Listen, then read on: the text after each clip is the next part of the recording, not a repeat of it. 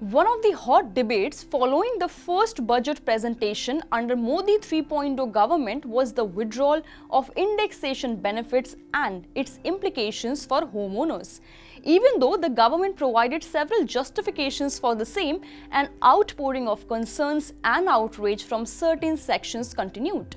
And in the latest development, there is a rollback of the withdrawal of indexation benefit on property sales. This is one of the amendments moved by the government in the Finance Bill 2024, which was, remember, presented last month.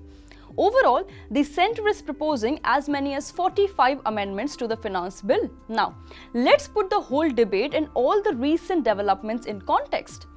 Before the budget presentation this year, homeowners had the benefit of indexation on the sale of property, but they also paid 20% as the long-term capital gains tax. For context, indexation is the process of adjusting the original purchase price of an asset. The process allows a taxpayer to neutralize the impact of inflation while they are paying tax on capital gains.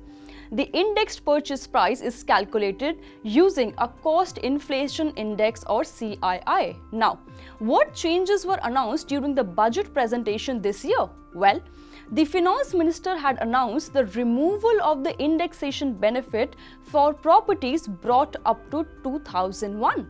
Additionally, the long-term capital gains tax was reduced from the earlier 20% to 12.5%. This move definitely caught the attention of real estate investors and property owners and became a subject of hot debate.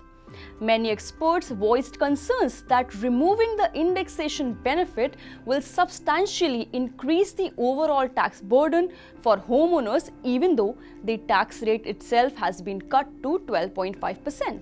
Then, in a post-budget interview, FM Nirmala Sitharaman doubled down on her announcement and stated that most people will be better off under the new capital gains tax structure despite the removal of indexation benefit. She also assured that the government decided on this new structure after a comprehensive exercise. But the debate still continued. And as per the recent development, the government has decided to offer the taxpayer two choices. Now, choice number one.